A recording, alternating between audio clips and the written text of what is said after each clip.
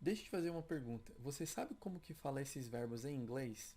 Desabafar, caprichar, atrapalhar? Pois é, quando nós estamos estudando uma língua, nós nem sempre vamos conseguir encontrar exatamente a palavra que nós queremos expressar, né? Algum sentimento ou alguma ideia. Por isso é importante nós não traduzirmos ao pé da letra, porque nem sempre isso vai dar certo. Ou seja, nós temos que procurar qual é o equivalente do idioma em que nós estamos estudando. Então, é justamente sobre este tema que vamos falar no vídeo de hoje. Verbos que não existem em inglês e que nós temos que procurar o equivalente no inglês. Beleza? Então, antes de mais nada, se você não é inscrito, se inscreva aqui no canal, é de graça, não custa nada. Já deixe seu like, compartilhe com alguém, porque eu tenho certeza que o vídeo de hoje vai ser muito da hora. Beleza? Então, bora pro vídeo. O primeiro verbo que não existe em inglês é o verbo despedir-se de alguém. Então, eles usam ou o goodbye ou bye. To say goodbye or to say bye. So, for example, I don't want to say goodbye to her. I don't want to say goodbye to her. Eu não quero me despedir-se dela, né? Eu não quero dizer adeus para ela. Ou ainda, let's say bye to dad before we go home. Let's say bye to dad before we go home. Então vamos despedir-se do pai antes da gente ir para casa, tá? Então, do despedir-se a gente usa o goodbye ou o bye, beleza? O segundo verbo é o verbo desabafar. Em inglês, em português pode ter mais de um sentido, né? Desabafar você pode desabafar sobre algo ou desabafar sobre alguém, enfim.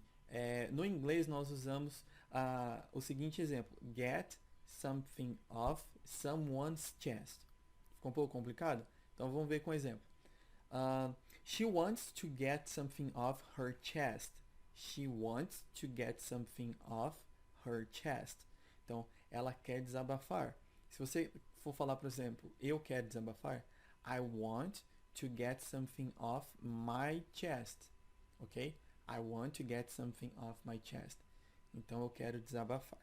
Este é o segundo verbo. O terceiro verbo é o verbo caprichar. Isso é algo muito brasileiro, por exemplo, se você quer falar para caprichar no seu lanche, no seu açaí, enfim, isso vai no sentido de você pedir para a pessoa colocar um pouco mais, né, de algum ingrediente ali. Então, o inglês é basicamente nessa direção. Temos duas maneiras de falar. Quando nós queremos falar algo relacionado à comida, digamos assim, por exemplo, ou no caso do açaí é uma bebida, a gente vai no sentido de adicionar um pouco mais. Então, no inglês seria assim: Can you add a little more sauce, please? Can you add a little more sauce, please? Você pode adicionar um pouco mais de molho, né? Então você está pedindo para a pessoa adicionar.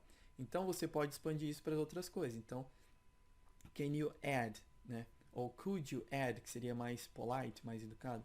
Could you add, tá? Could you add a little more sauce, please? Tá bom? Então, esse é o primeiro caso.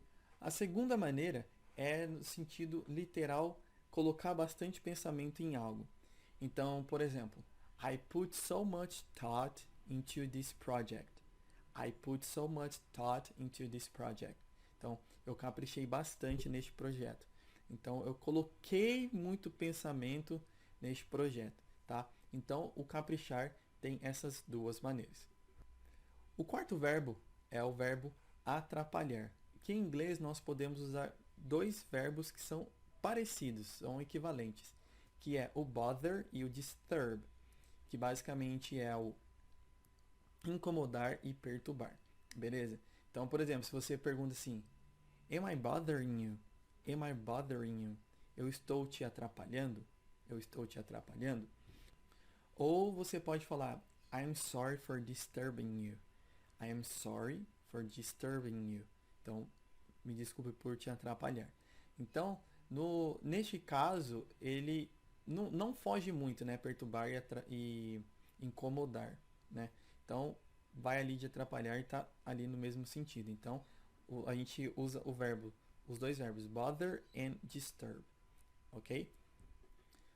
O quinto e o último verbo de hoje, que existem outros, mas hoje nós vamos falar sobre 5, é o verbo passear, tá?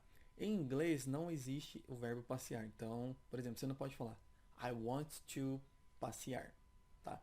Então, vai depender de como você vai passear. Então, por exemplo, se você for passear a pé, se for de carro, vai ter um jeito diferente para cada coisa. No caso de passear a pé, você pode falar de duas maneiras. Go for a walk and walk around. Go for a walk and walk around. Então, por exemplo, I went for a walk today. I went, passado de go. I went for a walk today. Então, eu fui passear hoje. Aí, no caso, foi a pé. Ou ainda, we are just walking around. We are just walking around. We are just walking around. Então, nós estamos só passeando. Agora, se você quiser falar passear de carro, go for a drive. Go for a drive. Se você for passear de bicicleta, go for a ride, tá? Então, basicamente é go for, e aí você coloca o que você vai fazer ali, a maneira como que você vai passear. Então, for a walk, for a ride, que é de bicicleta, e for a drive, que é de carro, beleza? Então, esses foram 5 verbos que não existem em inglês, que nós temos que procurar o equivalente.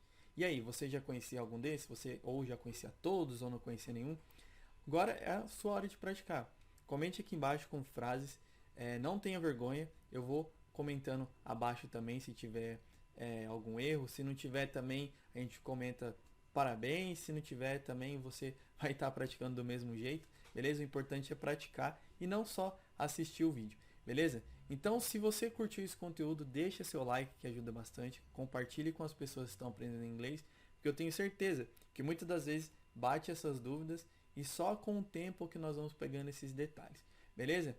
Então é isso. Fique com Deus. Um abraço. Até mais.